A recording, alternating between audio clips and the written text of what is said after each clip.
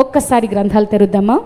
ఆదికాండము 18వ అధ్యాయము 1వ వచనం మనం చదువుదాం. 18వ అధ్యాయము మొదటి చరణం ఒక్కసారి మనం చదువుదాం. మరియు మమ్రే దగ్గరనున్న సింధూర వనములో అబ్రహాము ఎండవేళ గుడారపు ద్వారమందు కూర్చున్నప్పుడు యెహోవా అతనికి కనపడెను. మరొక మాట కూడా మనం చదువుదాం. ఆదికాండము 19వ అధ్యాయము మొదటి వచనం కూడా సారి చదువుదాం.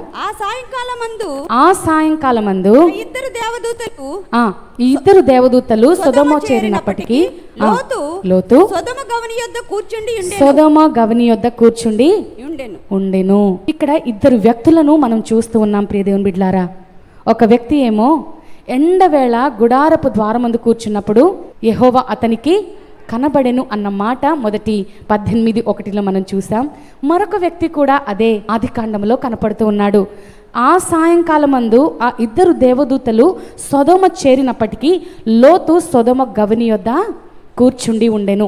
ఇక్కడ అబ్రహాము ఏమో గుడారపు ద్వారమందు కూర్చున్నాడట. మమ్రే దగ్గరనున్న సింధూర వనములో ఆ గుడారపు ద్వారము వద్ద అబ్రహాము కూర్చున్నాడు.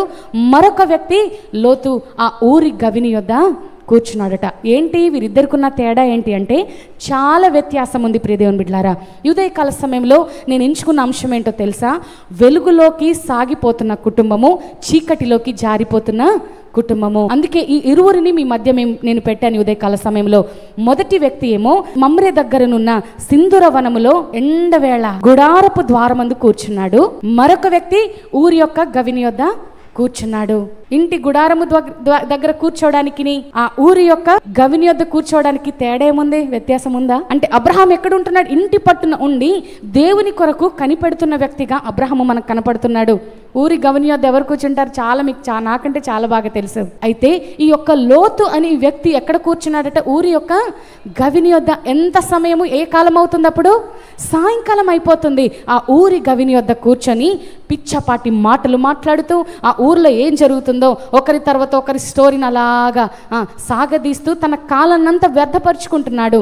కానీ ఇక్కడ అబ్రహాం అయితే తనకెవరు కనపడ్డారు? ఇక్కడ యెహోవా అతనికి కనపడెను. హల్లెలూయా. ఈ రోజున ఏ గుంపులో నువ్వు ఉన్నావు? వెలుగులో సాగిపోతున్న కుటుంబంలో నువ్వు ఉన్నావా?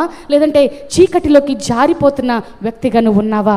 ఈ ఉదయకాల సమయంలో నువ్వే ఆలోచించుకో ప్రియ దేవుని బిడ్డలారా. దేవుని మందిరానికి వస్తున్నట్లుగానే ఉన్నావు, చక్కగా దేవుని మాటలు వింటున్నావు, కానీ నీ జీవితంలో వాటిని ఆచరించట్లేదు. ఫలము లేదు నీ జీవితంలో. నీ జీవితంలో వెలుగును అనుభవించలేకపోతున్నావు, చీకటిలోనికి వెళ్ళిపోతున్నావు. ఎంత చక్కని వాక్యాలు ఈ ప్రాంతంలో. నేను ఒకటే నమ్ముతాను, ఈ ప్రాంతంలో ఎవరు నిలబడి మాట్లాడినా దేవుని ముఖాంతరంగా నిలబడుతూ ఉన్నారు. దేవుని రాయవారులుగా నిలబడుతున్నప్పుడు దేవుని నామం పెరట వస్తున్న ప్రతి మాట కూడా ఎంతో ఆశీర్వాదకరమైనది. హల్లెలూయా. చాలా మంది పాయింట్స్ వేస్తూ ఉంటారు. మనకి ఎన్ని సువార్తలు ఉన్నాయండి? 4 కదా. ప్రతి ఒక్కరు స్వరాలు తెరవాలి. మొదటిది మత్తయి సువార్త, రెండవది మార్కు సువార్త, మూడవది లూకా సువార్త, 4వది యోహాను సువార్త. హల్లెలూయా. అయితే ఈ 4 రకాలు సువార్తలు ఉంటే 4 రకాల ప్రజలు కూడా ఉన్నారట. ఇంగ్లీష్లో చెప్పుకోవాలంటే మత్తయిని ఏమన్నారు? మాథ్యూస్ కదా, మ్యాట్. కొంతమంది అట ప్రార్థనలకు వచ్చేటప్పుడు, సభలకు వచ్చేటప్పుడు వారి మ్యాట్స్ వారే తెచ్చుకుంటారట. తెచ్చుకొని ఒక ప్లేస్ని చూసుకుంటారు. ఒక చక్కని సేఫ్ జోన్ అయిన ప్లేస్ని చూసుకొని ఒక మూలన వారి మ్యాట్ వేసుకొని అలా కూర్చొని అందరిని చూసేసి వెళ్ళిపోతారు. రెండవ సువార్త ఉంది. ఏంటది? మార్కు సువార్త కదా. రెండో బ్యాచ్ ఎటువంటి బ్యాచ్ అంటే మార్కులు వేసే బ్యాచ్ అట. దేవుని సేవకులు వాక్యం అందిస్తున్నప్పుడు అబ్బా ఏం బాగా చెప్పారు, ఏం బాగా నవ్విస్తున్నారు, అసలు కడుపుబ్బ నవ్విస్తున్నారు ఈ పాస్టర్ గారు, వాక్యాన్ని భలే చెప్తున్నారని మార్కులు వేస్తారట. మూడవ సువార్త ఎటువంటి వారు? లూకా కదా. లుక్స్, ఓన్లీ చూపుల కోసం వచ్చేవారు. ఎవరిని మాట్లాడించాలి, ఎవరితో పలకరించాలి, ఎవరి విశేషాలు ఏంటి అని లుక్స్ కోసమే, కేవలం వారి చూపుల కోసమే, యాంబియన్స్ ఎలా ఉంది, సౌండ్ ఎలా ఉంది చూసుకొని వెళ్ళిపోయేవారు. దేవుని వాక్యం వినడానికి కాదు వారు వచ్చేది, కేవలం చూపులతో చూసి వెళ్ళిపోవడానికి వచ్చేవారు. కానీ 4వ సువార్త యోహాను సువార్త అనగా జాన్, వీరట దేవుని వాక్యమును వారి మనస్సు పెట్టి దేవుని వాక్యములో ఉన్న ప్రతి మాధుర్యమును గ్రహించడానికి, దేవుని నుండి ఆశీర్వాదమును పొందుకోవడానికి వస్తారట. హల్లెలూయా. ఈ రోజున 4వ సువార్తగా నువ్వు ఉండాలి. ఇక్కడ 2 వ్యక్తులను మీ ముందు ఉంచాను. ఒక వ్యక్తి అబ్రహాము, మరొక వ్యక్తి లోతు. లోతు ఎవరో కాదు, అబ్రహాం యొక్క సోదరుని కుమారుడు. వారి ఇరువురి జర్నీ ఒకే దగ్గర నుంచి స్టార్ట్ అయింది. ప్రభు అన్నాడు అబ్రహాముని, అబ్రహాము నువ్వు లేచి నీ దేశమును విడిచి, నీ ప్రాంతమును విడిచి, నీ కుటుంబమును విడిచి, నీ బంధువులను విడిచి నేను చెప్పే ప్రాంతానికి నువ్వు వెళ్ళు, పద బయలుదేరమన్నాడు. అదే సమయంలో లోతు కూడా ప్రాంతంలో ఉన్నాడు. లోతు కూడా అదే ప్రాంతం నుండి బయలుదేరారు. ఏ ప్రాంతం అది? ఊరు అనే ప్రాంతం నుండి బయలుదేరారు. ప్రియ దేవుని బిడ్డలారా, దేవుడు చూపించే ప్రాంతానికి ప్రయాణం అవుతూ ఉన్నాడు. ఇద్దరు కూడా ప్రయాణమయ్యారు. అయితే వీరి జీవితాలు ఎందుకో, ఒకరి జీవితమేమో వెలుగులో నడిపించబడుతుంది, మరొక జీవితము చీకటిలోనికి జారిపోయింది. కానీ వారి నడక, వారి ప్రవర్తనే వారి జీవిత గమ్యాన్ని చేర్చింది. హల్లెలూయా. దేవుని వెంబడించి ఎవరైతే నడుస్తారో, దేవుని పోలు ఎవరైతే నడుస్తారో, దేవుని భయభక్తులు కలిగి ఎవరైతే నడుచుకుంటారో వారి జీవితంలో దేవుని కార్యాలు జరుగుతాయి. ఎవరైతే దేవుని తిరస్కరించి దేవుని సన్నిధికి దూరంగా ఉంటూ దేవునికి అవిధేయమైన కార్యాలు చేస్తారో వారు ఖచ్చితంగా చీకటిలోనికి అనగా లోకంలోనికి జారిపోతారు. ప్రియ దేవుని బిడ్డలారా, ఇక్కడే మనం చూస్తూ ఉన్నాము. ఎండవేళ అబ్రహాము మమ్రే దగ్గరనున్న సింధూర వనములో అబ్రహాము ఎండవేళ గుడారపు ద్వారమందు కూర్చున్నప్పుడు యెహోవా అతనికి కనపడెను. సాయంకాలం మందు లోతు గురించి చెప్తున్నాను.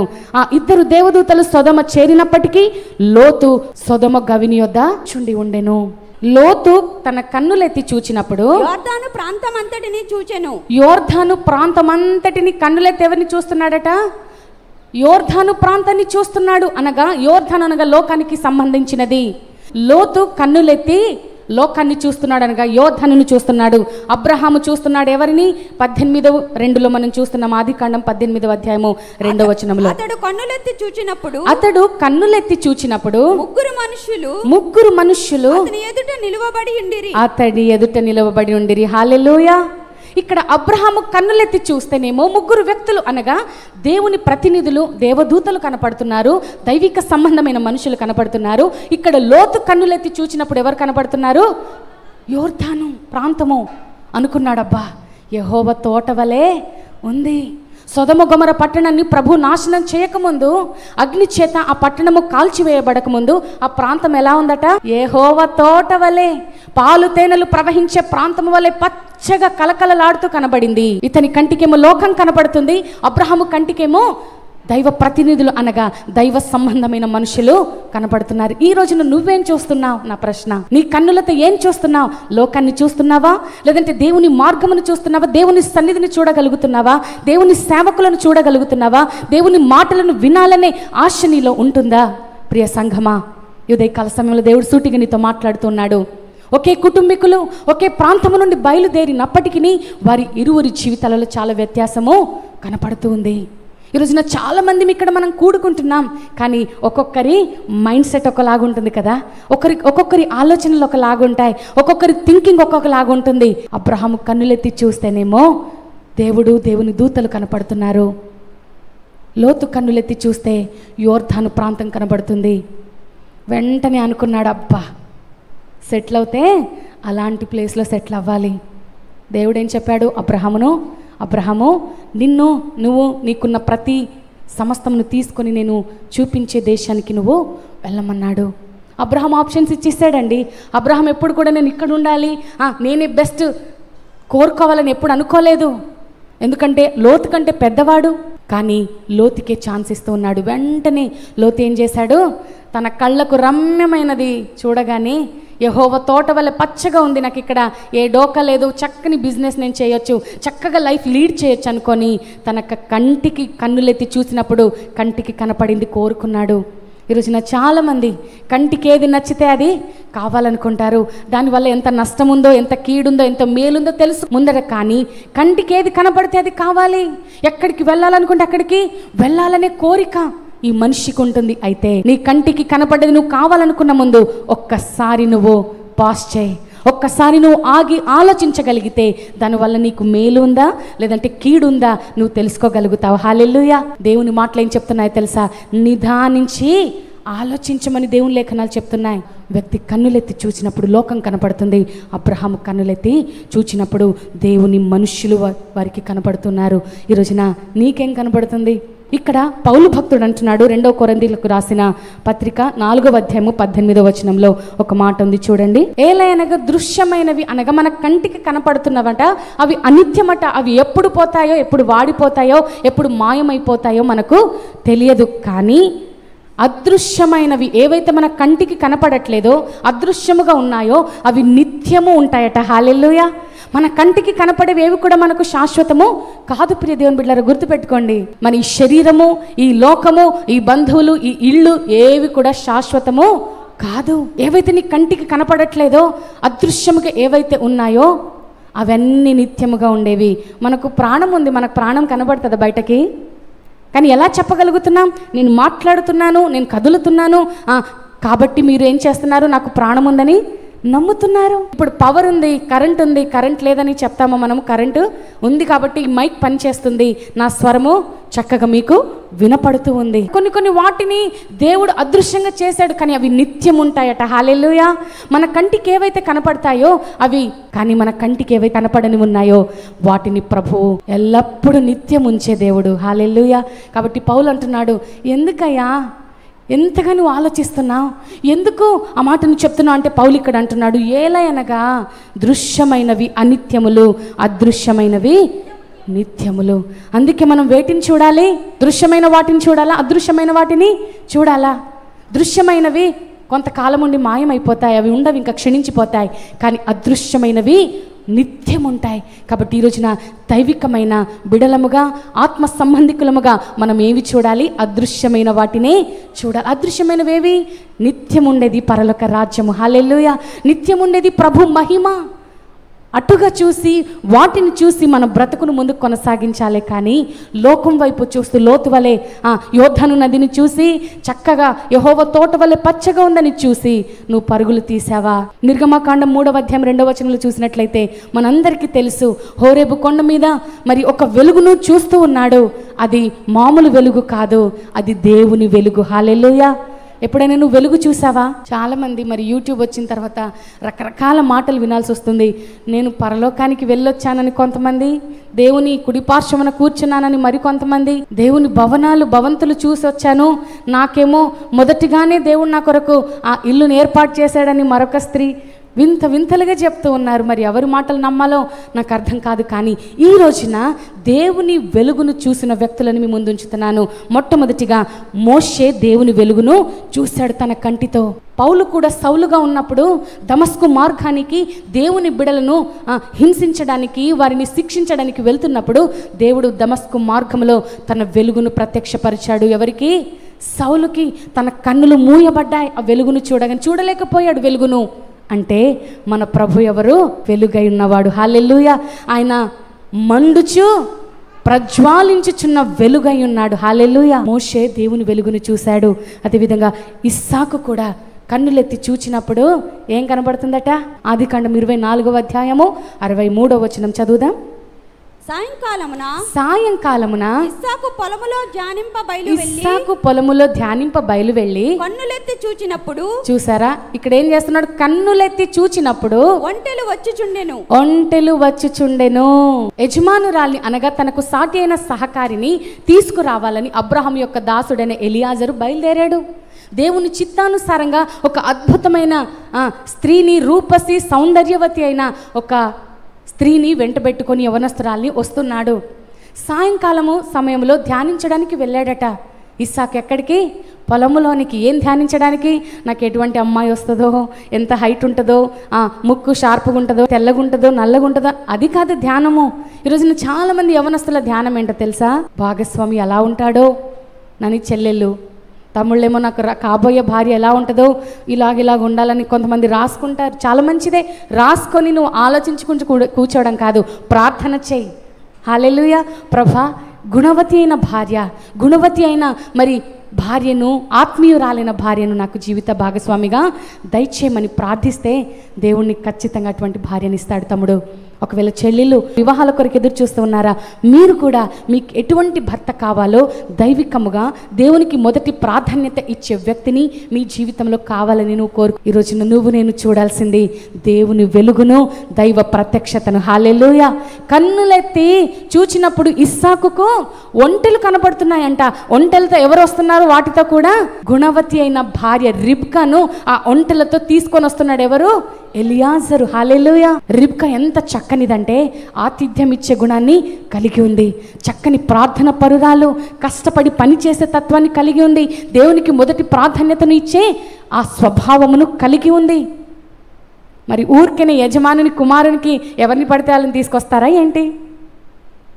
ఎంతగా నమ్మాడంటే అబ్రహాము కూడా, నా దాసుడైన ఎలియాజరు నా కుమారునికి ఎటువంటి భార్య కావాలో ద బెస్ట్ తీసుకొస్తాడని అబ్రహాము నమ్మాడు, ఇస్సాకు కూడా నమ్మాడు. హల్లెలూయా. దేవుని బిడలమైన మనము ఎలియాజరు వలె ఉండాలి. నమ్మకంగా ఉంటే దేవుడు ఖచ్చితంగా ప్రతిఫలము ఇస్తాడు, జీతం ఇస్తాడు, నిన్ను ఆశీర్వదిస్తాడు. యేసుక్రీస్తు ప్రభువారు కూడా కన్నులెత్తి చూశారు. ఎక్కడ? మత్తయి సువార్త 14వ అధ్యాయము 19వ వచనం ఒక్కసారి చదువుదాం. ఆ 5 రొట్టెలను 2 చేపలను పట్టుకొని ఆకాశము వైపు కన్నులెత్తి ఆశీర్వదించి ఆ రొట్టెలను విరిచి శిష్యులకిచ్చెను. హల్లెలూయా. కన్నులెత్తి ఎక్కడ చూస్తున్నాడట ప్రభువు?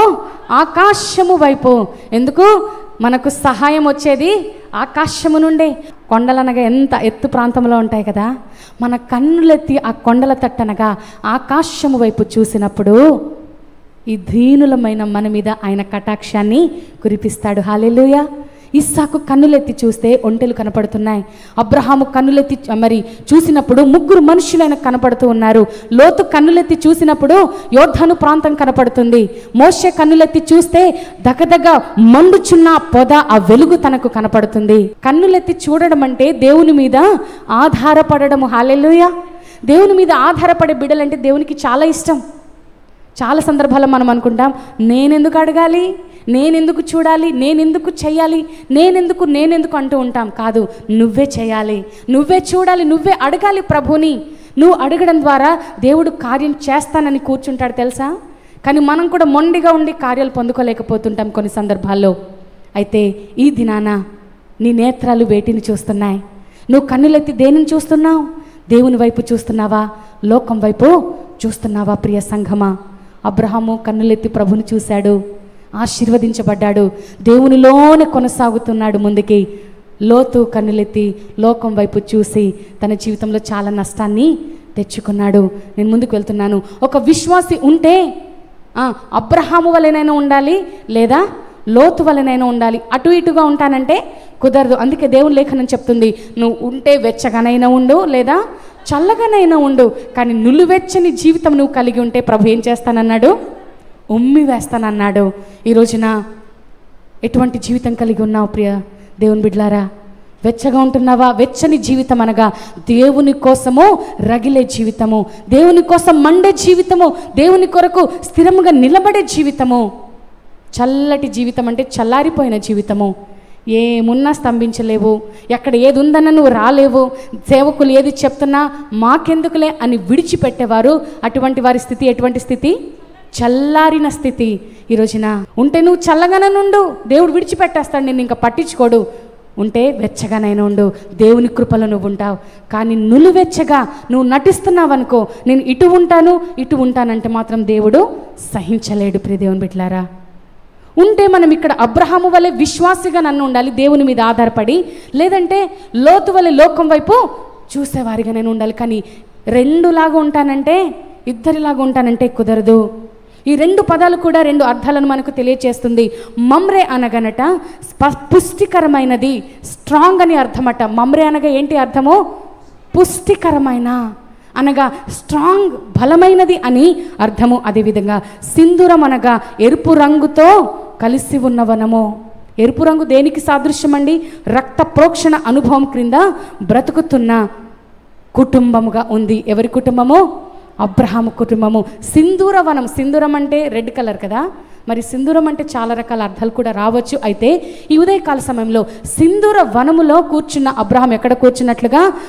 దేవుని రక్త ప్రోక్షణంలో కూర్చున్నాడు. దేవుని అడుగుజాడలో ఉన్నాడు. దేవుని సిలువ నీడలో ఆయన కూర్చొని ఉన్నాడు. ఇక్కడ లోతును మనం చూస్తే లోకం వైపు తిరిగి అయోమయమైన పరిస్థితి, సతమత పడిపోతున్నాడు. ఎక్కడ స్థిరత్వం అనేది లేదు. ఇది తీసుకోనా వద్దా, ఇక్కడ ఉండనా వద్దా, ఇంకా బెస్ట్కి వెళ్ళిపోతే బాగుండు అని ఆలోచిస్తున్నాడు. స్థిరమైన జీవితం లేదు. ఎవరైతే లోకం వైపు చూస్తారో లోకం నిన్ను ఎంతగా ఆశ పెడతాదో తెలుసా? ఇది మంచిది, ఇంతకంటే ఇది ఇంకొక మంచిది, అంతకంటే అది మంచిదని నిన్ను అలాగా ఒక దుప్పి నీటి కొరకు ఎడారిలో ఎలాగైతే పరుగులు తీస్తుందో ఈ లోకము కూడా అలాగే నీకు ఆశ చూపిస్తుంది. ప్రియ దేవుని బిడ్డలారా, దుప్పి అట ఎడారిలో అక్కడ నీళ్లున్నాయని ఎండమావులు కనపడగానే పరిగెడుతుంది. అక్కడికి వెళ్ళి నీళ్లు తాగదామని అలా సేద తీర్చుకునేసరికి అక్కడ నీరు ఉండదు. అది జస్ట్ అలాగా ఎండమావులు నీరున్నట్లుగానే కనపడుతుంది, కానీ అక్కడ నీరు ఉండదు. అక్కడి నుంచి ఇంకొక వైపు చూస్తుంది, అక్కడ ఇంకొంత దూరంలో నీరున్నట్లుగా అక్కడ కనపడుతుంది. మరలా అక్కడికి పరుగుతుంది, అక్కడ కూడా నీరుండదు. చివరికి దాహంతో అలమటించి చనిపోతుంది. ఈరోజు నా లోకం వైపు చూసేవారికి పరిస్థితి కూడా అదే. లోకం నిన్ను మభ్య పెడుతుంది అంతే, లోకం నీకు ఏదో ఆశ చూపిస్తుంది అంతే, కానీ లోకంలో ఉన్నదంతా శూన్యమే. ఈ లోకంలో కూడా ఏమీ ఉండదు, ఏదో ఉన్నట్లుగా నీకు మభ్య పెడుతుంది లోకం, కానీ లోకంలో ఉన్నదంతా శరీరాశ, నేత్రాశ, జీవపు డంబమని దేవుని లేఖనాలు చెప్తూ ఉన్నాయి. ఈరోజు నా లోకం కొరక నీ పరుగు, ఈరోజు నా ఆ లోకం వైపు నువ్వు కన్నులెత్తి చూస్తుంది. దేవుని బిడవలే అనగా అబ్రహాము వలె సింధూర వనములో మమ్మని దగ్గర నువ్వు కూర్చొని దైవ ప్రత్యక్షతను పొందుకుంటే నీకు మేలు. హల్లెలూయా.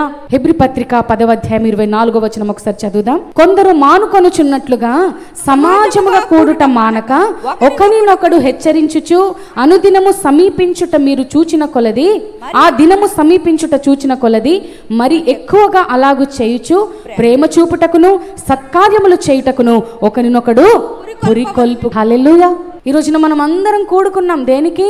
ప్రభుని ఆరాధించడానికి కదా, ప్రభుని స్తుతించడానికి, ఆయన నామమును మహిమపరచడానికి. అట్లు కూడుకోవడం మానక ఆ దినము సమీపించే వరకు, ఏ దినము? ప్రభు రాకడ దినము సమీపించే వరకు ఇలాగ కూడుకోవడము మానక దేని యందు? ప్రేమ చూపుట యందును సత్కార్యములు చేయుట యందును ఒకరినొకరు ఏం చేయాలి? పురికొల్పుకోవాలి. దేవునిలో కొనసాగుతున్న ప్రజలు ఈ విధంగానే ఉంటారు. దేవుని సన్నిధిలో కూడుకోవడం మానరు, దేవుని సన్నిధికి రావడం మానరు. ఎంత కష్టమైనా, ఎంత దూరమైనా, భారమైన దేవుని సన్నిధిని ప్రేమించి వస్తారు. ఎందుకంటే దేవుని మాటలను, దేవుని లేఖనాలను నెరవేర్చే బిడ్డలుగా వారు ఉంటారు. ఆ దినము వచ్చే వరకు మీరు ఈ విధంగా కూడుకోవడము మానొద్దని దేవుని లేఖనాలు చెప్తూ ఉన్నాయి. ప్రియ దేవుని బిడ్డలారా, ఈ యొక్క ఆన్లైన్ సర్వీసెస్ ఎవరికో తెలుసా? రాలేని పరిస్థితిలో ఉన్నవారు, మరణ పడక మీద చాలా జ్వరముతో లేవలేని పరిస్థితిలో ఉండి, ఎక్కడో దూర ప్రాంతంలో ఉండి, వారికి మందిరాలు సమీపంలో లేని వారికి ఈ యొక్క ఆన్లైన్. అంతేకాని నువ్వు ఇంట్లో చక్కగా ముందు ప్లేట్ నిండా ఫుడ్ పెట్టుకొని తింటూ యూట్యూబ్లో చూడడానికి కాదు. చాలామంది దీనికి అలవాటు పడిపోయారు. ముఖ్యంగా కరోనా దినం నుండి, కరోనా వచ్చిన దగ్గర నుంచి యూట్యూబ్కి చాలా కనెక్ట్ అయిపోయారు. మంచిదే, అప్పుడంటే బయటకు వచ్చే అవకాశాలు లేవు, అప్పుడు వినియోగించుకున్నాం, చాలా మంచిది. కానీ ఈ దినాన నీ కొరకు మందిరం ఉందే, ఈరోజున నీ కొరకు దేవుడు ఒక సేవకుని నియమించాడే, చక్కని వాక్యాలను అందించడానికి, నిన్ను ఆత్మీయంగా బలపరచడానికి దేవుడు ఎంతగా కృప చూపాడు. ఎందుకు దేవుని సన్నిధిని నువ్వు నిర్లక్ష్యపరుస్తున్నా? అబ్రహాము దేవుని మందిరంలో అనగా మమ్రే దగ్గర సింధూర వనములో దేవుని రక్త ప్రోక్షణము క్రింద ఆయన ఉన్నాడు. దేవుని సన్నిధిలో ఉన్నాడు, దేవుని మనుషులను చూస్తున్నాడు, దేవుని స్వరమును వింటూ ఉన్నాడు. ఈరోజున నువ్వు అటువంటి స్థితిలో ఉన్నావా? లేదంటే యూట్యూబ్కి కనెక్ట్ అయిపోయి ఉన్నావా? చాలామంది రండమ్మా, రండయ్యా, చక్కని అనుభూతి, చక్కని సహవాసం మందిరంలో ఉందంటే చూసేసానండి, నేను యూట్యూబ్లో చూసేసాను, ఇంటికి వెళ్ళగానే మరలా నేను ఆన్ చేసుకుంటానేంటి యూట్యూబ్. మరల నువ్వు చూడాలంటే చూడు, పర్లేదు, కానీ దేవుని మందిరాన్ని మాని నువ్వు అవకాశం ఉంటే యూట్యూబ్ దగ్గర కూర్చోడానికి నీకు వీలు లేదు. నీకు అవకాశం లేని సందర్భాల్లో చూస్తావని ప్రియ దేవుని బిడ్డలారా ఇక్కడ మనం చూస్తున్నాము. కొందరు మానుకొనుచున్నట్లుగా సమాజముగా కూడుట మానక ఒకరినొకడు హెచ్చరించుచు ఆ దినము సమీపించుట మీరు చూచిన కొలది మరి ఎక్కువగా అలాగు చేయుచు ప్రేమ చూపుట యందును సత్కార్యములు చేయటందును ఒకరినొకరు పురికొల్పుకొనుడి. ఒకరికి నువ్వు కీడు తలపెట్టాలన్న ఉద్దేశము నీలో ఉందా? అంతకంటే ముఖ్యంగా నీవే కీడును చూస్తావు. దేవుడు ఊరుకోడు. ప్రియ దేవుని బిడ్డలారా, దేవుని బిడ్డల మీద ఎవరైనా కీడు చేయాలని చూసారా? దేవుడు వారి విషయంలో జోక్యం చేసుకుంటాడు. ఒకవేళ నీ మీద ఎవరైనా దొమ్మిగా పడాలని, కీడు చేయాలని మీ మీద ఎవరైనా అనుకుంటున్నారా? మీరు నిశ్చింతగా ఉండండి, ఎందుకంటే దేవుడు మీ మీద ఇంకెక్కువగా తన కనుదృష్టిని నిలుపుతాడు. హల్లెలూయా. నీ పక్షాన దేవుడున్నాడు. హల్లెలూయా. యెహోవా పట్టణమును కాపాడని ఎడల కావలి కాయువారు మేలుకొని ఉండుట వ్యర్థమే. 127వ కీర్తనలో మనం చూస్తూ ఉన్నాం. దేవుని మందిరంలో కూడుకోవడం మానొద్దు, సత్క్రియలు చేయడమో మానొద్దు, ప్రేమ చూపడమో మానొద్దు. ఒకవేళ నిన్ను ఎవరైనా ద్వేషిస్తున్నారా, నువ్వంటే ఎవరికైనా ఇష్టం లేదా? ఇష్టం లేకపోయినా పర్లేదు, వారిని చూసి చిన్న స్మైల్ ఇవి చాలు, వారి జీవితము నా జీవితంలో చాలా చూశాను ప్రియదేవుని బిడ్డలారా. నన్ను అసహించుకున్నవారు, నన్ను తిట్టినవారు, నేను ఏమీ అనక్కర్లేదు, వారిని దినాలు గడిచే కొద్ది వారి కొరకు ప్రార్థన చేస్తూనే వస్తున్నాను, మరల వారే వచ్చి నాకు క్షమాపణ చెప్తూ ఉన్నారు. హల్లెలూయా. ఏదో వారి దగ్గరికి వెళ్ళి నేను ఏదో ఇంప్రెస్ చేయలేదు, వారి ముందు నేనేదో అడగలేదు, వారిని క్షమించమని అడగలేదు, ఎందుకు ఇలా చేస్తున్నారని నేను అసలు పట్టించుకోనే లేదు, దేవుని సన్నిధిలో పెట్టానంతే. దేవుడు మరి వారి హృదయాలని మార్చి దగ్గరికి వచ్చి మరి మమ్మల్ని క్షమించండి అమ్మా, అయ్యగారు మమ్మల్ని క్షమించండి, మీ మీద చాలా దురుద్దేశం మేము కలిగి ఉన్నాము, మిమ్మల్ని చాలా అనరాని మాటలు మేము అన్నాము, కానీ ఈ రోజున మీరేంటో మేము స్వయంగా చూస్తూ ఉన్నాము, మమ్మల్ని క్షమించండి అని చెప్పిన వారు. ఎందుకంటే దేవుని బిడ్డలమైన మనము సత్క్రియలు చేయాలి, ప్రేమ చూపాలి, అంతేకాని ద్వేషము కోపాలు పెట్టుకొని సంఘాల్లో ఈ రోజున దుష్టుడు అది చాలా జరిగిస్తూ ఉన్నాడు. చాలా జాగ్రత్త దేవుని బిడ్డలారా, మీ వరకు దాన్ని రానిచ్చుకోవద్దు. దుష్టునికి మరి ఏమి దొరక్కపోతే సంఘంలో సంఘ బిడ్డలో కలిబిలిని రేపుతాడు, ఐక్యతను పాడు చేస్తూ ఉంటాడు, సమాధానాన్ని తీసివేస్తూ ఉంటాడు. వెళ్ళిపోతున్నావా వాడి బాణంలోకి, సాతాను యొక్క వలలోకి వెళ్ళిపోతున్నావా? ప్రేమ చూపుటేందు, సత్కార్యాలు చూపుటేందు నువ్వు మానక ఇట్టి కార్యాలు చేయమని దేవుని లేఖనాలు చెప్తూ ఉన్నాయి. కాబట్టి ఈ రోజుల్లో చాలామంది ఎక్కువగా కూడుకుంటుంది ఎక్కడ? ఆన్లైన్ ద్వారానే. కానీ నీకు అవకాశం ఉంది, దేవుని మందిరానికి నువ్వు రావాలి. మొట్టమొదటిగా ఈ ఇరువురి మధ్యలో ఉన్న 3 తేడాలు, 3 అనుభవాలు మీకు చెప్పి నా వాక్య సందేశాన్ని ముగిస్తాను. మొట్టమొదటిగా సహవాస ప్రాధాన్యత. లోతు సహవాస ప్రాధాన్యత ఎలాగుంది, అబ్రహాం యొక్క సహవాస ప్రాధాన్యత ఎలాగుందో ఒక్కసారి మనం చదువుదామా. 18:1 అబ్రహాము సింధూర వనంలో ఉన్నాడు, లోతు ఏమో సొదొమ గొమొర దగ్గర ఉన్నాడు. దేవునితో సహవాసం చేస్తున్న వ్యక్తి అబ్రహాం అయితే, గవిని యొద్ద లోకస్తులతో పిచ్చకపు మాటలు వేస్తూ కాలక్షేపం చేస్తున్న వ్యక్తి లోతు. ఇక్కడ లోతు కూడా అటువంటి ప్రాంతంలో కూర్చొని లోకస్తులతో సహవాసం చేస్తూ ఉన్నాడు, కానీ అబ్రహాము మాత్రము దేవునితో సహవాసం చేస్తూ ఉన్నాడు. ప్రియ దేవుని బిడ్డలారా, దేవునితో సహవాసం చేస్తే మనకేంటట? మేలును అదేవిధంగా సమాధానము కలుగుతుందని యోబు గ్రంథం 22:21 మనం చూస్తున్నాం. లోకంతో సహవాసం చేస్తే ఏమవుతుంది? యాకోబు పత్రిక 4వ అధ్యాయం 4వ వచనం తీయండి ఒకసారి. ఈ లోక స్నేహము దేవునితో వైరమని మీరు ఎరుగరా? కాబట్టి ఎవడు ఈ లోకముతో స్నేహము చేయగోరునో, జాగ్రత్తగా వినండి, ఎవడు ఈ లోకముతో స్నేహము చేయగోరునో వాడు దేవునికి శత్రువగును. ఈ రోజున లోకముతో స్నేహం చేస్తున్న ప్రియ బిడ్లారా, ఎవరైనా లోకంతో స్నేహం చేస్తున్నారా? లోకస్తులతో స్నేహం చేస్తున్నారా? దేవునికి దూరం అయిపోతారు. జాగ్రత్త. దేవుని ఆశీర్వాదాలకు దూరం అయిపోతారు, దేవుని కాపుదల నుండి దూరం అయిపోతారు. ఎప్పుడు? లోకముతో నువ్వు స్నేహం చేసినప్పుడు. లోకానికి దేవునికి ఎక్కడ కూడా పొత్తు కుదరదు ప్రియ దేవుని బిడ్డలారా. ఉంటే నువ్వు దేవునిలోనైనా ఉండు, లేదా లోకంలోకైనా వెళ్ళిపో. దేవుడు కొంతమందిని విడిచిపెడతాడట, కొంతమంది కొరకు అగ్నిగుండమట, కొంతమంది కొరకు దేవుడు అలా ఉంచుతాడు. మూర్ఖులు ఎంతగా చెప్పినా వినరు. అది స్త్రీలు కావచ్చు, పురుషులు కావచ్చు. కొంతమంది ససేమీర వినరు, మొండిగా ఉంటూ ఉంటారు. ఇంకా వారిని ఎవరు మార్చలేరు ప్రియ దేవుని బిడ్డలారా. అటువంటి వారిని ప్రభు కూడా విడిచిపెడతాడు కొన్ని సందర్భాల్లో. మీరెరుగరా? ఈ లోక స్నేహము చేయగోరిన ఎడల వాడు దేవునికి శత్రువగును. ఈ లోక స్నేహము దేవునికి వైరము. అదే దేవునితో సహవాసము, దేవుని సన్నిధితో సహవాసము, దేవుని బిడలతో సహవాసం నువ్వు చేస్తే నీ జీవితానికి ఎంతో మేలు. అలాగని సంఘానికి వస్తున్న వారందరూ మంచివారని నేను అనను, అలాగని అందరు చెడ్డవారని కూడా నేను అనను. ఎందుకంటే అందరితో మనం మితముగానే ఉండాలి, ఒక లిమిట్ అనేది ఉండాలి. స్నేహము, మన సహవాసము దేవునితో ఉండాలి. వీరి సహవాసం ఎవరితో ఉంది? లోతు సహవాసం ఎవరితో ఉంది? లోకముతో ఉంది. అబ్రహాము సహవాసము దేవునితో ఉంది. రెండోదిగా వీరి ప్రాధాన్యత చెప్తున్నాను, దృష్టి ప్రాధాన్యత. మొదటిగా ఏ ప్రాధాన్యత చెప్పాను? సహవాస ప్రాధాన్యత చెప్పాను. రెండోదిగా దృష్టి యొక్క ప్రాధాన్యత. ఆదికాండము 18వ అధ్యాయం 2వ వచనంలో చూసినట్లయితే, అతడు కన్నులెత్తి చూచినప్పుడు ముగ్గురు మనుషులు అతని ఎదుట నిలబడి ఉండిరి.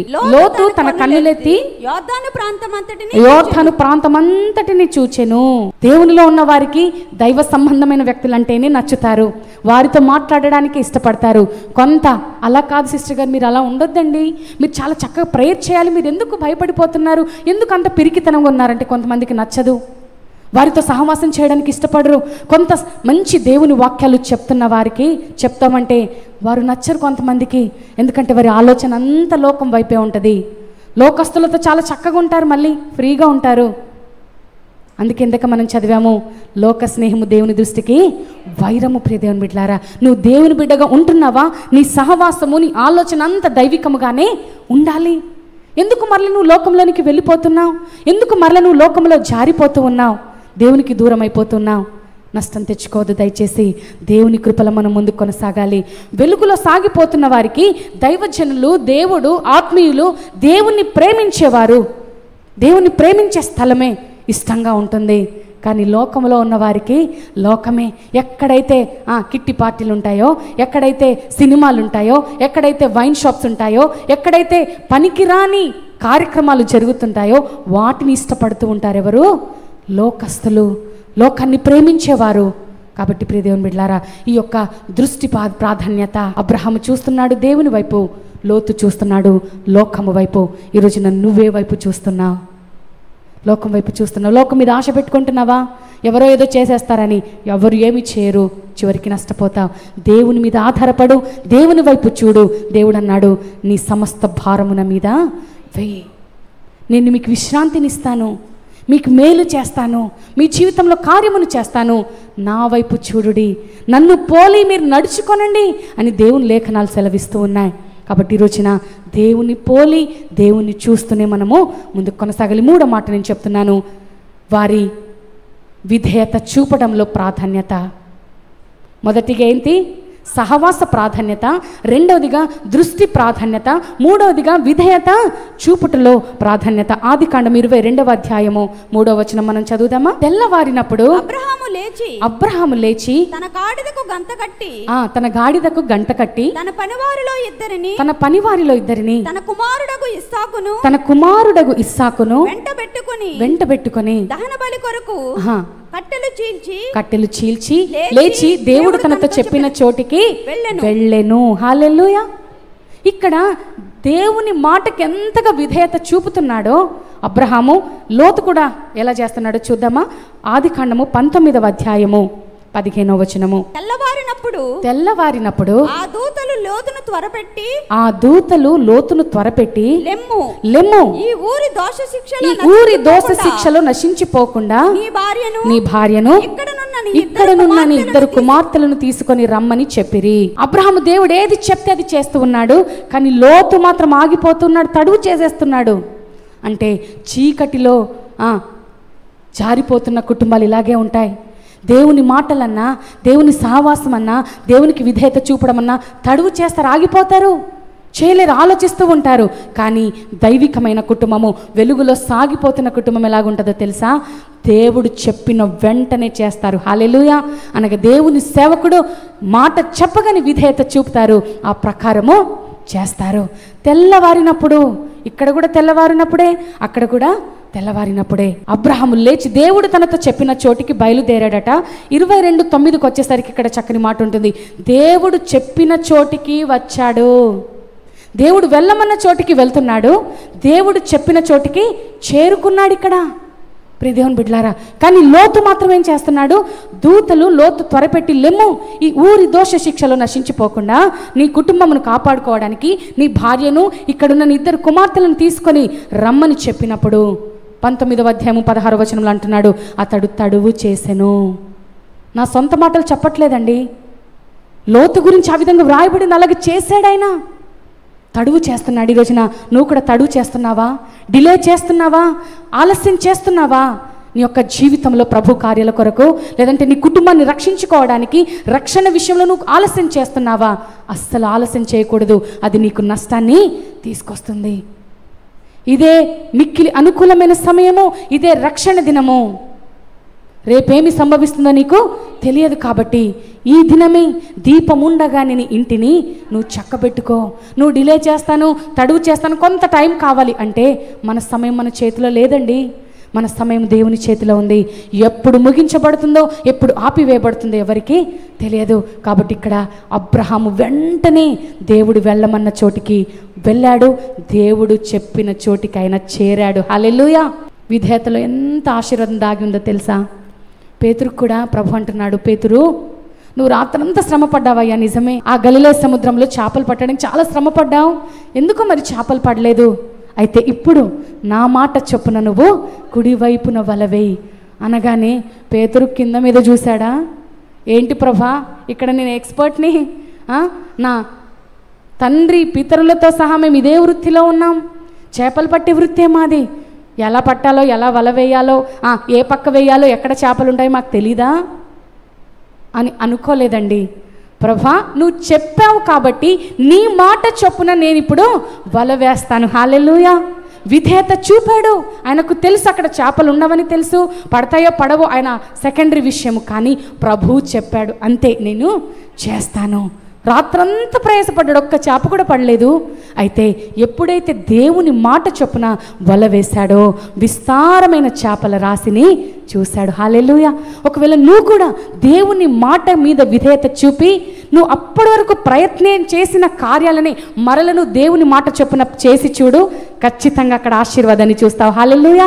అప్పటి వరకు మూసుకొని పోయి ఉన్న ద్వారాలు నీ కొరకు అనూహ్యమైన రీతిలో తెరవబడతాయి. ఎందుకంటే అక్కడ కార్యం చేస్తుంది మనుషులు కాదు, అక్కడ ఆ పని చేస్తుంది మనుషులు అసలే కాదు, దేవుడు ఆ కార్యాన్ని చేస్తూ ఉన్నాడు. హల్లెలూయా.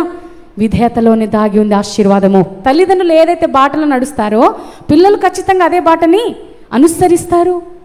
అబ్రహాము దేవునికి విధేయత చూపుతూ వెళ్తున్నాడు, అదేవిధంగా ఇస్సాకు తన తండ్రి అయిన అబ్రహాము మాటకి విధేయత చూపుతున్నాడు. అరే బాబు, దేవుడి మాట చెప్పాడు, మనం వెళ్ళాలి, కొండకు వెళ్ళాలి, అక్కడ దహన బలి మనం అర్పించాలి అంటే మధ్యలో అడిగాడు, నానా బలి అర్పించాలంటే మరి గొర్రెపిల్ల ఉండాలి కదా, గొర్రె ఉండాలి, అగ్ని ఉండాలి, అన్నీ ఉన్నాయి కానీ మన దగ్గర అసలైందే లేదు, గొర్రెపిల్ల లేదు, ఎలాగ మనం వధిస్తామంటే యెహోవా ఈరే దేవుడు చూసుకుంటారా, నువ్వు పద అన్నాడు. అలాగే నాన్న నువ్వు చెప్పావు అంటే అక్కడ ఖచ్చితంగా కార్యము జరుగుతుంది. ఎంత విశ్వాసము చూడండి, ఎంత విధేయత చూడండి ప్రియ దేవుని బిడ్డలారా. దేవుడు అడిగాడు, ఎంతగానో ప్రేమిస్తున్న కుమారుణ్ణి నాకు ఇస్తాడా, నన్ను ప్రేమిస్తాడా, కుమారుని కంటే నన్ను ఏమైనా కొద్దిగా ప్రేమిస్తాడా అని దేవుడు పరీక్షించాడంతే. కానీ అబ్రహామును బలి తీసుకోవడం అనేది దేవునికి ఇష్టం కాదు ప్రియ దేవుని బిడ్డలారా. అక్కడ చిన్న టెస్ట్ జరుగుతూ ఉంది అబ్రహాముకి దేవునికి. ఆ టెస్ట్లో పాస్ అయ్యాడా లేదా? మనమైతే ఎప్పుడో స్టార్టింగ్లోనే ఫెయిల్ అయిపోతాం కదా. ప్రభువానికి అసలు కనికరం ఉందా, అసలు నేను రానుపో, నాకు ఇంకా వేరే మార్గాలు లేవా, నాకు వేరే వేరే దారులు లేవా, నేను అటు వెళ్తాను, కానీ నువ్వు అడిగింది అస్సలు బాగోలేదు, నేను ఈ జన్మలో అది చేయను, ఇంకేదైనా అడుగు. మరి అది అడిగితే దానికి కూడా అంతే వంకలు మనకి. మనం ఏది చేయడానికి ఇష్టపడము, కానీ ప్రభువా విధేయత కలిగి నీ మార్గంలో నువ్వు చెప్పిన మాట చేయడానికి నాకు సహాయం చేయమని ప్రార్థన చేస్తాం, అంతే కదా. నాకు ఒక నచ్చని మాట ఏంటో తెలుసా ప్రియ దేవుని బిడ్డలారా, వాక్యం అవ్వగానే ఎవరికైనా ప్రార్థనకి ఇచ్చామనుకో ఖచ్చితంగా వారు చేసే ప్రార్థన ఏంటో తెలుసా? ప్రభువా నీ దాసుని ముఖాంతరంగా మాతో సూటిగా మాట్లాడినందుకు వందనాలు, మీ దాసురాలి ముఖాంతరంగా వాక్యము ద్వారా మాతో సూటిగా మాట్లాడినందుకు వందనాలు. మరి మాట్లాడితే నీ జీవితంలో ఎందుకు మార్పు లేదు? విన్న వాక్యము ద్వారా నువ్వు ఎందుకు సరి చేసుకోవట్లేదు? దేవుడు మాట్లాడితే నీ జీవితంలో కార్యం జరుగుతుందా లేదా? దేవుని వాక్యం ఉన్నదే నీతో మాట్లాడడానికి, నాతో సూటిగా మాట్లాడినందుకు వందనాలు అంటావు, బయటకు వెళ్ళి మరలు నీ పనులు నీవే. అది యథార్థమైన ప్రార్థనేనా ప్రియ దేవుని బిడ్డలారా? తినేటప్పుడు కూడా చేస్తాం కదా ప్రార్థన, ప్రభా నీకు స్తోత్రం, నాకు ఆత్రం, అంతే. కొంతమంది ఈ దవడకు ఒకసారి ఇటు పక్క ఒకసారి పెడతారు, ఇటు పక్క ఒకసారి పెడతారు, లోపలికి వెళ్ళిపోద్ది అంతే, తినేసి పడేస్తారు అంతే. త్వరగా తినేసే వాళ్ళు ఉంటారు కొంతమంది. అప్పుడు కూడా ప్రార్థన చేస్తాం, ప్రభా ఈ ఆహారము ద్వారా పొందుకున్న శక్తి బలము నీ పరిచర్య కొరకే కదా. ఎంత అబద్ధమైన ప్రార్థనలు చేస్తున్నాం మనము. తింటున్న ఆహారం ద్వారా పొందుకున్న శక్తి దేవుని పని కొరక? ఎప్పుడైనా దేవుని పని కొరకు వెచ్చించావా నీ శక్తిని, నీ బలమును, నీ ఆరోగ్యాన్ని, నీ సమయాన్ని? కాదు. మన పనులు మనకే, మన వ్యాపారాలు మనకే, మన ఉద్యోగాలు మనకే, మన కుటుంబం మనకే అన్నట్లుగా మన పనులు మనకే బిజీ అయిపోతున్నాం. కానీ ప్రార్థన మాత్రము ఇట్టి రీతిగా చేస్తూ ఉన్నాం. మీకే వదిలేస్తున్నాను అది ఎంతవరకు కరెక్టో. అయితే ఇక్కడ అబ్రహాము మాత్రం విధేయత చూపుతున్నాడు. ప్రియ దేవుని బిడ్డలారా, విధేయతలో ఎన్నో ఆశీర్వాదాలు దాగి ఉన్నాయి. Obedience is better than sacrifice అంట. అవునా కదా? నువ్వెంతో కష్టపడి ఏవేవో చేసేదానికంటే చిన్న విధేయత చూపు చాలు, అక్కడే కార్యాలు జరుగుతాయి కదా. నువ్వేదో సాక్రిఫైస్ చేయాల్సిన అవసరం లేదు. చిన్న విధేయత నువ్వు చూపితే చాలు, దేవుని సన్నిధిలో అదే నీ జీవితంలో గొప్ప కార్యము జరిగిస్తూ ఉంటుంది. కాబట్టి ప్రియ దేవుని బిడ్డలారా, మూడోదిగా విధేయత ప్రాధాన్యత. విధేయతలో కూడా చాలా వ్యత్యాసం ఉంది. లోతుకి అబ్రహాముకి కన్నులెత్తి చూడడంలో కూడా చాలా వ్యత్యాసం ఉంది. దృష్టి చూడడంలో కూడా చాలా వ్యత్యాసం ఉంది. సహవాసంలో కూడా చాలా వ్యత్యాసం కనపడుతూ ఉంది. చివరిగా నేను చెప్తూ ఉన్నాను, సమయ ప్రాధాన్యతలో కూడా చాలా వ్యత్యాసం ఉంది. ఒక్కసారి ఆ మాట చదివి మనము ప్రార్థన చేసుకుందాం. ఆదికాండము 22వ అధ్యాయము 3వ వచనం చూడండి. తెల్లవారినప్పుడే అబ్రహాము లేచి అని ఇక్కడ చూస్తున్నాము. మరి లోతు గురించి ఏంటి? ఆదికాండము 19వ అధ్యాయము 15వ వచనం మనం చూద్దాం. లోతు మనకు ఏ విధంగా కనపడుతున్న? ఒక సోమరిగా కనపడుతూ ఉన్నాడు. దేవుని మాటకు విధేయత చూపే వ్యక్తిగా కనపడట్లేదు. కానీ అబ్రహాము మాత్రము దేవుని మాటకు విధేయత చూపుతూ తెల్లవారగానే లేచి దేవునికి మొదటి ప్రాధాన్యత ఇస్తూ ఉన్నాడు. హల్లెలూయా. ఇంగ్లాండ్ దేశంలో మరి జాన్ వెస్లీ, చార్ల్స్ వెస్లీ అనేవారు చాలా అద్భుతమైన సేవ చేశారు. బిల్లీ గ్రహాం గారు మనకు తెలుసు కదా, రీసెంట్గా తను మరణించాడు, దేవుని సేవకుడు. అయితే తను బైబిల్ కాలేజ్ చేస్తున్నప్పుడట వారి కాలేజ్ నుండి ఒక టూర్కి తీసుకువెళ్ళారు ఇంగ్లాండ్లో. అది ఎక్కడికి అంటే జాన్ వెస్లీ యొక్క ఇంటికి.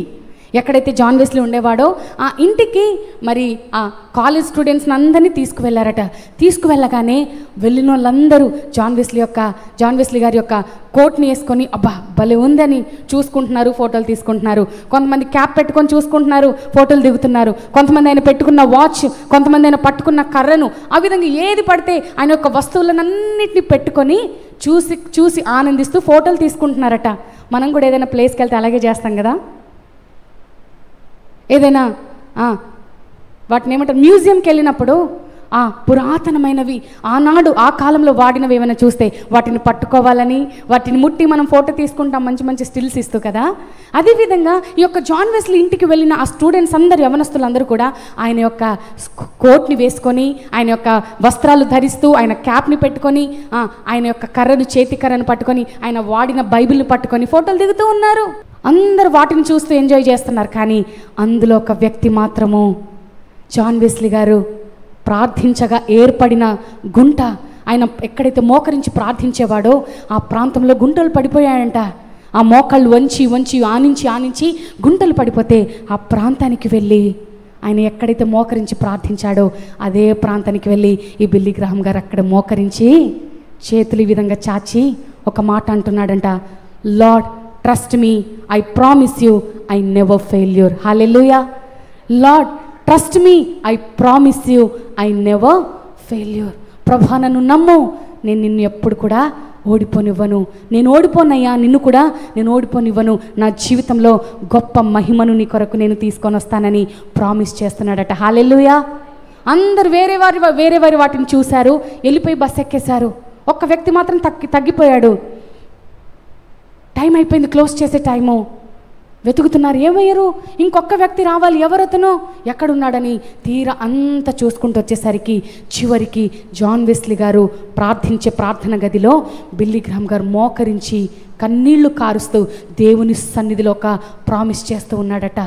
ప్రభా నన్ను నమ్మయ్యా, నీ కొరకు మండుచు ప్రకాశించే దీపముగా నేను నిలబడతాను, నీ కొరకు వాడబడతాను, నీ కొరకు నేను నిలబడతాను, నీకు మహిమను తీసుకొస్తానని గట్టిగా చప్పట్లు కొట్టి ప్రభునామని మహిమపరుదాం. హల్లెలూయా. అందరిలో ఉన్న తేడా ఏంటి? ఈయనలో ఉన్న తేడా ఏంటి? అందరూ ఒకే ప్రాంతానికి కదా వెళ్ళింది, కానీ వారు చూసే చూపులో చాలా తేడా ఉంది. వారు ఆలోచించే విధానంలో చాలా తేడా ఉంది. ప్రియ దేవుని బిడ్డలారా, ఈరోజున నువ్వు నేను కూడా దేవుని సేవకుని వలె, బిల్లీ గ్రహాం వారి వలె ప్రార్థన చేయాలి. దేవునితో ఒక ప్రామిస్ నువ్వు చేయి, ప్రభా నీకు నమ్మకమైన బిడ్డగా నేను ఉంటానయ్యా, నన్ను వాడుకో ప్రభా.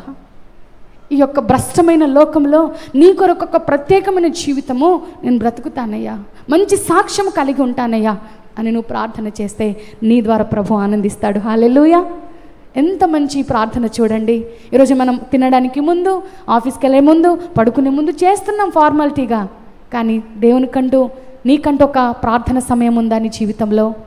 ప్రియ సంఘమా, ఉదయకాల సమయంలో దేవుడు నీతో మాట్లాడుతూ ఉన్నాడు. సమయ ప్రాధాన్యత. అబ్రహాము తెల్లవారగానే మొదటి ప్రాధాన్యత, మొదటి సమయం దేవునికి ఇస్తున్నాడు. లోతు మాత్రము తడువు చేస్తున్నాడు.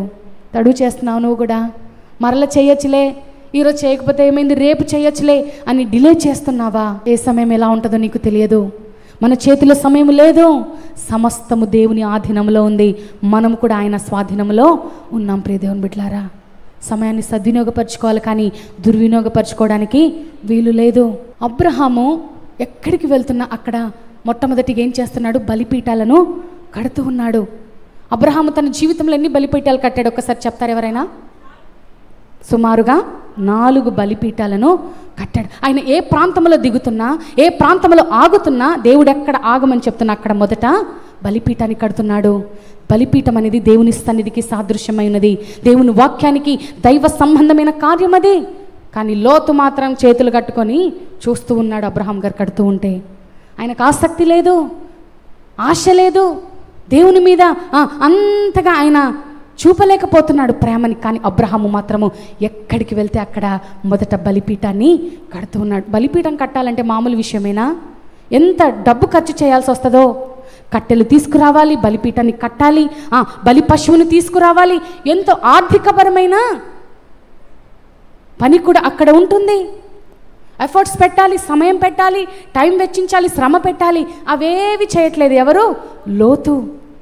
అందుకే వారి జీవితంలో ఎటువంటి ఆశీర్వాదాన్ని పొందుకున్నారో, ఎటువంటి నష్టాన్ని లోతు చూశాడో మనం చూస్తూ ఉన్నాం. ప్రియ దేవుని బిడ్డలారా, అబ్రహాము మాత్రం దేవుని కొరకు తన ధనాన్ని మొట్టమొదటిగా ఖర్చు పెడుతున్నాడు, తన సమయాన్ని దేవునికి ఖర్చు పెడుతున్నాడు, తన బలమును దేవుని కొరకు ఖర్చు పెడుతూ ఉన్నాడు. ఎక్కడికి వెళ్తే అక్కడ బలిపీఠాన్ని కడుతూ ఉన్నాడు. కానీ లోతు కుటుంబం మాత్రం దేవుని విషయంలో ముందు లేరు. ఏమి తిందుమా, ఏమి త్రాగుదుమా, ఏమి ధరించుకుందామా, ఈ ప్రాంతం అయితే బాగుంటుంది, ఇటువంటి ఇల్లు అయితే బాగుంటుంది, నా బిడ్డలకు ఎటువంటి వారికి ఇచ్చి పెళ్లి చేయాలి, ఇదే ఆలోచిస్తూ ఉన్నారు. నేటి దినాల్లో ఇది కాదు మన ఆలోచనలు.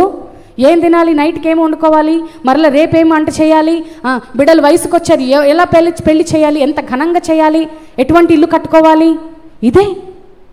ఎటువంటి కారు కొనాలి, మన ఆలోచనలన్నీ వీటితోనే నిండిపోతున్నాయి. కానీ దేవునికి మన సమయాన్ని ఇవ్వలేకపోతున్నాం. అబ్రహాము దేవునికి సమయం ఇచ్చాడు. హల్లెలూయా. ఈ రోజున అబ్రహాముకు లోతుకు చాలా తేడా ఉంది. ప్రియ దేవుని బిడ్డలారా, ఈ ఇరువురి జీవితాలలో కొన్ని వాస్తవాలు నేను చెప్తాను చూడండి. ఆదికాండము 14:12లో, మరియు అబ్రహాము సహోదరుని కుమారుడైన లోతు సొదొమలో కాపురం ఉండెను గనుక అతని ఆస్తిని పట్టుకొని పోయెను. ఇది వాస్తవము. దేవునికి సమయం ఇవ్వలేకపోయాడు, దేవునికి ప్రాధాన్యత ఇవ్వలేకపోయాడు, బలిపీఠాన్ని కట్టలేకపోయాడు, లోబడలేకపోయాడు, మరి దేవుని వైపు చూడలేకపోయాడు. అందుకు లోతు జీవితంలో కలిగిన నష్టం ఏంటో తెలుసా? లోతును అతని ఆస్తినంతటిని ఏం చేశారట? శత్రువులు పట్టుకొని పోయారు. ఏమయ్యాడు? ఓడిపోయాడా? శత్రువు చేతిలో గెలిచాడా? ఓడిపోయాడండి. ఎవరైతే దేవునికి దూరంగా ఉంటారో ఖచ్చితంగా వారు ఓడిపోతారు. కొంత గెలిచినట్లుగా అనిపించిన కొన్ని రోజులు ఎట్టకేలకు వారి యొక్క అంతము ఓడిపోవడమే. ఎందుకంటే లోతు ఓడిపోయాడు. దేవునికి అవిధమైన కార్యాలు చేసి తను కంటికి వచ్చింది చూసి నచ్చి వెళ్ళిపోయాడు. కానీ అబ్రహాము మాత్రము దేవుడు చెప్పిన ప్రాంతానికి వెళ్తూ ఉన్నాడు. ఎక్కడ ఆగమంటే అక్కడ ఆగుతున్నాడు. అక్కడ మొదటిగా దేవునికి ప్రాధాన్యత ఇస్తూ బలిపీఠాన్ని కట్టాడు. ఎందుకు ఈ మాటలు చెప్తున్నానంటే ప్రియ దేవుని బిడ్డలారా, నీ జీవితంలో కూడా నీ మొదటి ప్రాధాన్యత దేవుడై ఉంటే, దేవుడు అబ్రహాముని ఏ విధంగా ఆశీర్వదించాడో నిన్ను కూడా అట్టి రీతిగా ఆశీర్వదిస్తాడు. ఈ రోజున మన ఆత్మీయులకు తండ్రిగా పిలువబడుతూ ఉన్నాడు కదా. మనందరికీ తండ్రి ఎవరు ఆత్మీయంగా? అబ్రహాము కదా. దేవుడు అంటున్నాడు, అబ్రహాము నీ సంతానమును ఆకాశ నక్షత్రము వలె, ఇసుక రేణువుల వలె, సముద్రపు ఇసుక రేణువుల వలె నేను చేస్తానయ్యా. ఎంత గొప్ప ఆశీర్వాదము చూడండి. ఇతడు నా ప్రాణ స్నేహితుడు. దేవుడు ఎవరిని ఫ్రెండ్గా అనుకుంటున్నాడు? అబ్రహాముని. అయ్యా అబ్రహామా, నువ్వు నా ప్రాణ స్నేహితుడవు, నీతో ఏదైనా చెప్పకుండా నేను దాచగలనా? హల్లెలూయా. అదండి అబ్రహాముకున్న స్థానము దేవుని దృష్టిలో. దేవుడు గొప్ప స్నేహితునిగా భావించి ప్రతి విషయాన్ని అబ్రహాముకు తెలియచేస్తున్నాడు. మరి లోతుకు ఏమైపోయిందన్న పరిస్థితి? శత్రువులు వచ్చి తనని, తన కుటుంబాన్ని, తన ఆస్తినంతా పట్టుకొని వెళ్ళిపోయారు. అప్పుడు అబ్రహాముకు తెలిసింది, అబ్రహాము తన తమ్ముడు సహోదరుడు చెరపట్టబడ్డాడని, శత్రువుల చేతికి అప్పగించబడ్డాడని తెలుసుకొని 318 మందిని వెంటబెట్టుకొని ఆ రాజులను ఓడించాడట. హల్లెలూయా. ఎవరైతే తన యొక్క తమ్ముడి సహోదరుని పట్టుకొని వెళ్ళారో, అనగా లోతుని పట్టుకొని వెళ్ళిపోయారో, ధైర్యముతో వెళ్ళాడు.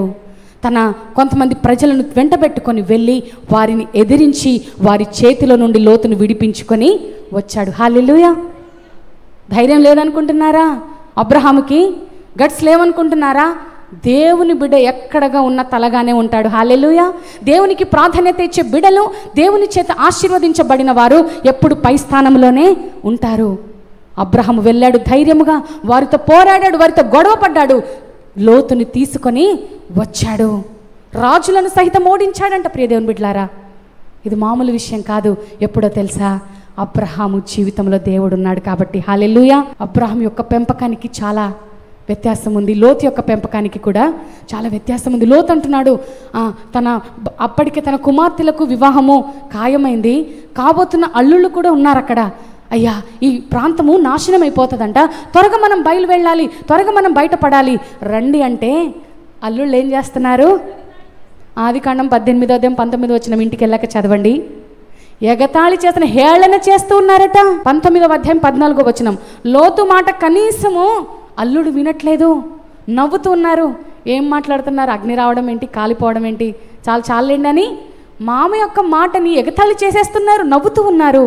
అంటే ఏం లేదు, లోతుకి ఇంట్లోనే వాల్యూ లేదు, తన కుటుంబీకుల మాట వినట్లేదు. తన భార్య మాట వినిందా?